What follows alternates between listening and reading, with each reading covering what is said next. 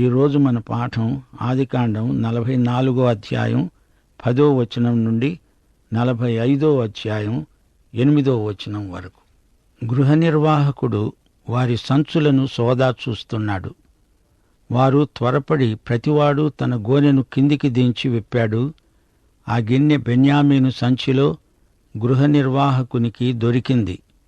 వారు తమ బట్టలు చింపుకొని ప్రతివాడు తన గాడిద మీద గోనెలు ఎక్కించుకొని తిరిగి పట్టణానికి వచ్చారు. గమనించాలి, యోసేపు అంతకు ముందే గృహ నిర్వాహకుని చేత ఆ గిన్నెను బెన్యామీను సంచిలో పెట్టించాడు. ఆ గిన్నె ఎప్పుడైతే దొరికిందో అప్పుడు వారికి మతిపోయింది. బట్టలు చించుకుంటున్నారు అనగా అది మనస్తాపానికి గుర్తు. అంగలార్చేవారు యూదులలో ఎవరైనా బట్టలు చింపుకుంటారు, బూడిద నెత్తిన పోసుకుంటారు, ప్రలాపిస్తారు. ఇప్పుడందరూ తిరిగి పట్టణానికి వచ్చారు. బెన్యామీను లేకుండా వారు కనానుకు ఎలా వెళ్ళగలరు? తిన్నగా యోసేపు దగ్గరికి వచ్చారు. ఆయన ఎదుట సాష్టాంగపడుతున్నారు. వారి మనస్సులు కుంగిపోయినాయి. మనోవేదనతో ఎంతో బాధపడుతున్నారు. అప్పుడు యూదా, అతని సహోదరులు యోసేపు ఇంటికి వచ్చారు. అతడింకా అక్కడనే ఉన్నాడు గనుక వారు అతని ఎదుట నేలపై సాష్టాంగపడ్డారు. అప్పుడు యోసేపు అన్నాడు, మీరు చేసిన ఈ పని ఏమిటి? నా వంటి మనుష్యుడు శకునం చూచి తెలుసుకుంటాడని మీకు తెలియదా? అప్పుడు యూదా అన్నాడు, ఏలినవారితో ఏమి చెప్పుకోగలం? ఏమంటాము? మేము నిర్దోషులమని ఎలా కనపరచగలం? దేవుడే నీ దాసుల నేరం కనుగొన్నాడు. మేము ఎవరి వద్ద ఆ గిన్నె దొరికిందో వాడు ఏలిన వారికి బానిసలమవుతాము. యోసేపు అన్నాడు, అలా చేయడం నాకు దూరమవునుగాక. ఎవరి చేతిలో ఆ గిన్నె దొరికిందో వాడే నాకు దాసుడవుతాడు. మీరు మీ తండ్రి వద్దకు సమాధానంగా వెళ్ళండి. గమనించాలి, యూదా ముందుకు వచ్చి మాట్లాడుతున్నాడు. అతని మాటలు సహేతుకమైనవి, అర్థవంతమైనవి. ఈ సందర్భంలో మా శ్రోతలు ఒకటి గ్రహించాలి. యూదాగోత్రం నుండే రక్షకుడైన యేసు రావలసి ఉంది. యూదా మాట్లాడిన ప్రతి మాట మన హృదయాలను కదిలిస్తున్నది. యూదా తన సోదరుల పక్షాన మాట్లాడుతున్నాడు. దయనీయమైన తమ స్థితిని వివరిస్తున్నాడు. ఏలినవాడా, ఒక్క మనవి, ఒక్క మాట. ఏలినవారైన తమతో తమ దాసుడు చెప్పుకుంటున్నాడు. తమ కోపం తమ దాసుని మీద రగులు కొనకుండునుగాక. తమరు ఫరో అంతవారు గదా. గమనించాలి, యోసేపు వారి వైఖరి పరీక్షిస్తున్నాడు. వీరికి నిజంగా తమ సోదరుడైన బెన్యామీను మీద ప్రేమ ఉన్నదా? ఆ సంగతి తాను తెలుసుకోవాలి. ఒకప్పుడు తనను బానిసను చేసి అమ్మేశారు. ఇప్పుడు బెన్యామీనును కూడా అలా చేయడానికి వీరు ఇష్టపడతారా? అందుకే ఈ కఠిన పరీక్ష పెడుతున్నాడు. బెన్యామీనును ఇక్కడే ఉంచిపోండి, అతడు నాకు బానిసవుతాడు అని చెబుతున్నాడు.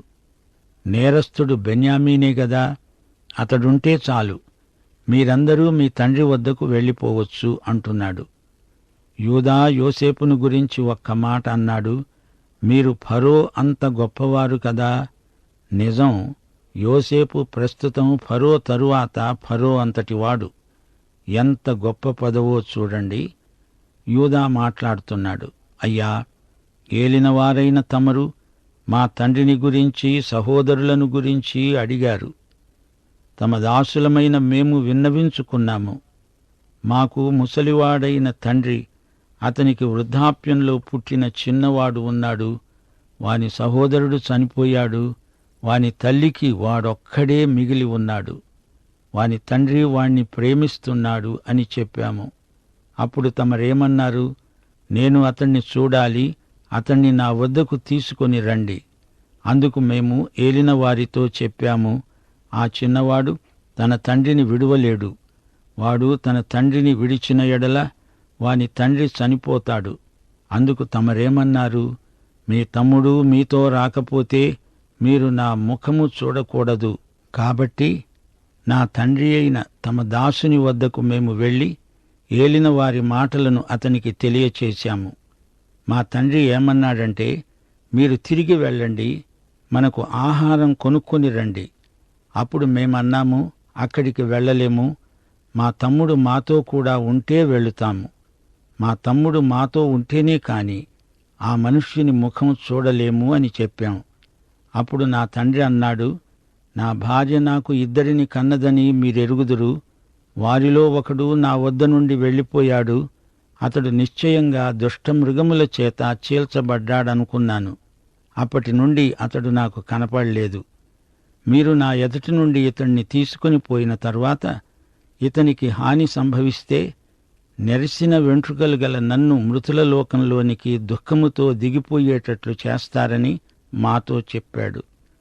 నా తండ్రి వద్దకు నేను వెళ్ళినప్పుడు ఈ చిన్నవాడు మా వద్ద లేకపోతే అతని ప్రాణం ఇతని ప్రాణంతో పెనవేసుకొని పోయింది గనుక ఈ చిన్నవాడు మా వద్ద లేడు అని అతడు చూడగానే చనిపోతాడు.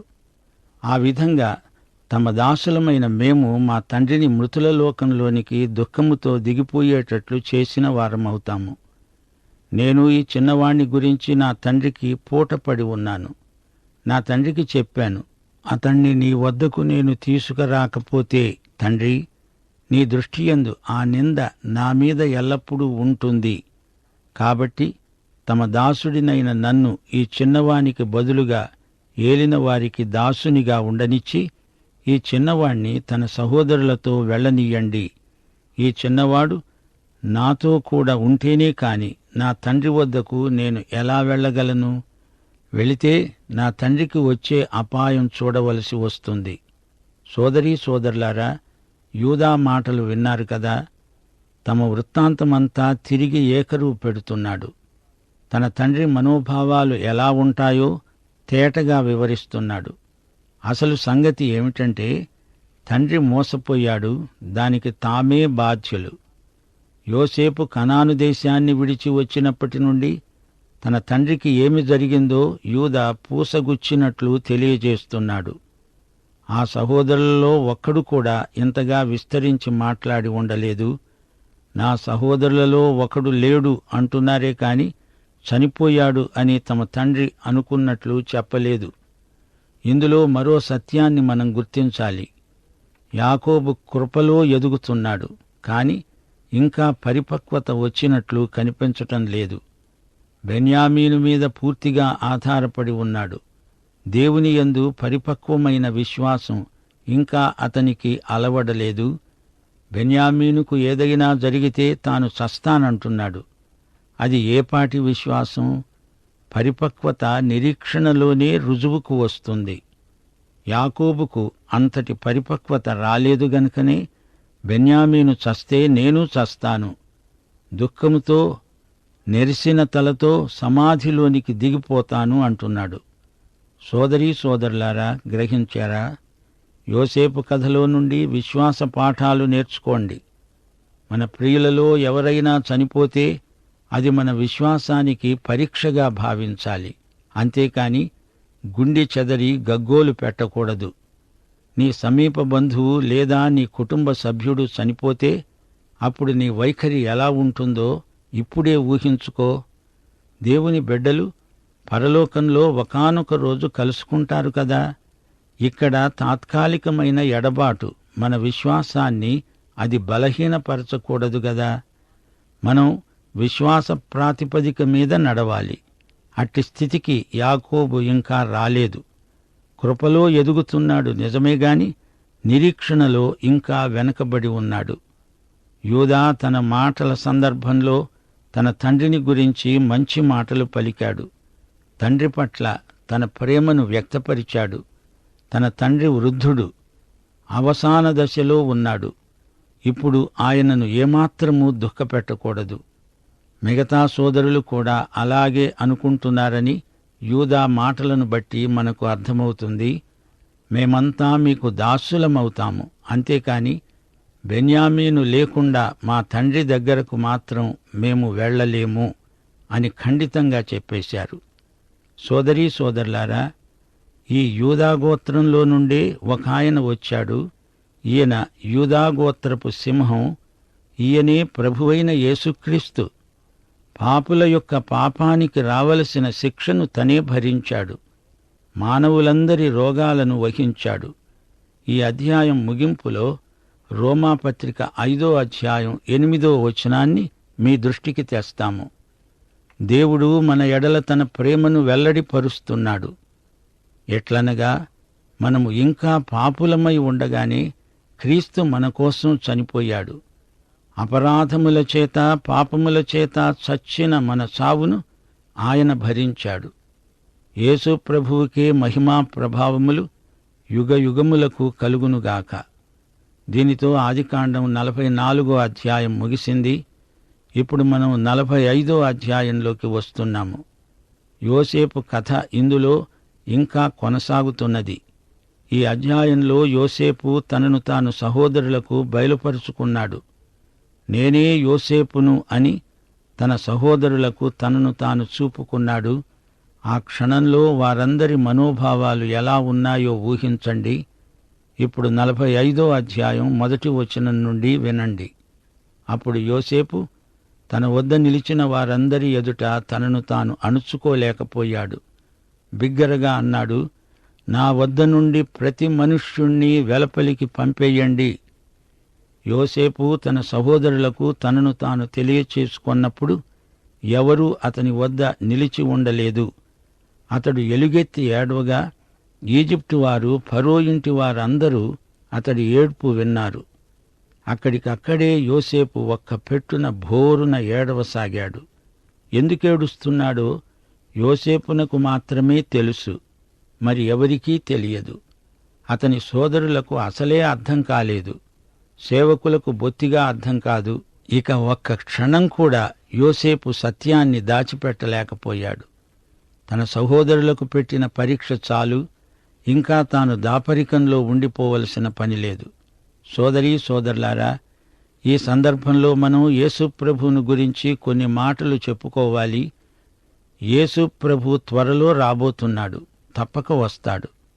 తన సహోదరులకు తనను తాను ప్రత్యక్షపరుచుకుంటాడు. ఆయన సహోదరులు యూదులే. యోహాను సువార్త 1వ అధ్యాయం 11వ వచనం ప్రకారం యేసు తన స్వకీయుల వద్దకు వచ్చాడు. ఆయన స్వకీయులు ఆయనను అంగీకరించలేదు.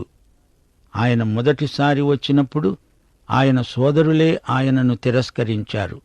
అంతేకాదు, ఆయనను సిలువకు అప్పగించారు. అయితే ఆయన రెండోసారి రాబోతున్నాడు. అప్పుడు తన వారికి తనను తాను ప్రత్యక్షపరుచుకుంటాడు. జకర్యా 13వ అధ్యాయం 6వ వచనం మరొకసారి మీకు జ్ఞాపకం చేస్తాము. నీ చేతులకు గాయాలేమిటి అని వారు అడిగితే ఆయన అంటాడు, ఇవి నన్ను ప్రేమించిన వారి ఇంట నేను ఉండగా నాకు కలిగిన గాయాలు.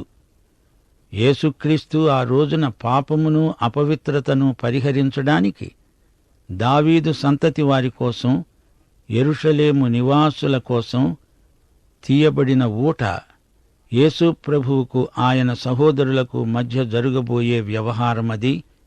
యోసేపు తన సోదరులకు తనను తాను బయలుపరుచుకున్నప్పుడు రాబోయే యేసు ప్రత్యక్షానికి ఇది ముందు గుర్తు అని మనం గ్రహించాలి. యోసేపు భావోద్రేకం ఎంత ఉద్ధృతమైనదో గమనించారా?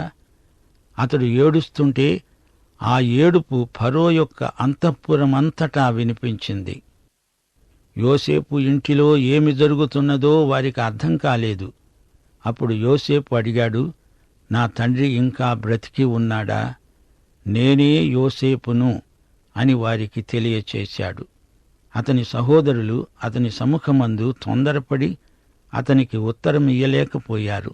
అవాక్కైపోయారు. యోసేపు సోదరులు భయంతో నిండిపోయారు. 25 సంవత్సరాల క్రిందట తాము చూచిన తమ సోదరుడు ఇతడే అని తెలిసినప్పుడు వారెంతో కంగారు పడిపోయారు. ఆ రోజున వారు అతణ్ణి ఇష్మాయేలీయులకు అమ్మివేశారు. అయితే ఇప్పుడు తమ మీద యోసేపు పగపట్టి కక్ష సాధిస్తాడేమో అని భయపడిపోతున్నారు. అదిరిపడ్డారు. అంతట యోసేపు తన సహోదరులను దగ్గరికి రమ్మని పిలుచుకున్నాడు. వారు అతనికి దగ్గరగా వచ్చారు. అప్పుడతడు అన్నాడు, ఈజిప్టుకు రావడానికి మీరు అమ్మివేసిన మీ సహోదరుడైన యోసేపును నేనే మీ సహోదరుణ్ణి అని యోసేపు చెప్తున్నాడు. ఈ మాటలో యోసేపు ఉద్రేకం వ్యక్తమవుతున్నది. అతనిలో కోపం ఏమాత్రమూ లేదు. అతనిది కక్ష సాధింపు మనస్తత్వం కాదు. యోసేపు తన సోదరులు తనకేమి చేసినా తాను మాత్రం వారిని ప్రేమిస్తున్నాడు. అంటున్నాడు, నేనిక్కడికి రావడానికి మీరు నన్ను అమ్మివేసినందుకు దుఃఖపడకండి. దానివల్ల మీకు ఎట్టి సంతాపం కలుగకూడదు. ప్రాణరక్షణకై దేవుడు మీకు ముందుగా నన్ను పంపించాడు. దేవుడు అనుమతించబట్టే ఇదంతా జరిగింది అంటున్నాడు యోసేపు. దేవుడు యోసేపు జీవితంలో తన చిత్తం నెరవేర్చుకుంటున్నాడు. యోసేపు అన్నాడు, 2 సంవత్సరాల నుండి కరువు దేశంలో ఉన్నది. సేద్యమైనా కోతయైనా లేని సంవత్సరాలు ఇంకా 5 వస్తాయి. నేను మిమ్మును పోషిస్తాను, కంగారు పడకండి. పాఠం ఇంతటితో సమాప్తం. ప్రార్థన చేసుకుందాం. పరిశుద్ధుడవైన మా పరమ తండ్రి, నీవు మమ్ములను క్రీస్తునందు ఎంతో ప్రేమించావు. నీ ప్రియకుమారుడైన యేసుక్రీస్తును మాకు అనుగ్రహించావు. దినదినము నీవు మమ్ములను కాపాడుతున్నావు. రోమా 8:28 ప్రకారము మా జీవితములో జరిగే ప్రతి సంఘటన మా మేలు కొరకే సమకూడి జరిగేటట్లు చేస్తున్నావు. ఇదంతా నీ విశేషమైన కృపగా మేము గుర్తిస్తున్నాము. ఇదే సత్యాన్ని యోసేపు కథలో మేము నేర్చుకున్నాము. మేము దినదినము మాకు సంఘటిల్లే వాటిని గురించి కలవరపడనక్కర్లేదు. ఎందుకనగా నీ వాగ్దానం చొప్పున ప్రతి సంఘటన ఎంతో అర్థవంతమై మా మేలు కొరకే అదంతా సమకూడి జరుగుతుంది. ఇట్టి కృపలు మాకు అనుగ్రహించినందుకు మీకు మా హృదయపూర్వకమైన కృతజ్ఞతాస్తుతులు సమర్పిస్తున్నాము. నేటి పాఠమును మా ఆత్మల కొరకై ఆశీర్వదించుమని, మహిమ పొందుమని యేసుక్రీస్తు వారి దివ్యనామమున ప్రార్థన చేస్తున్నాము తండ్రి. ఆమేన్.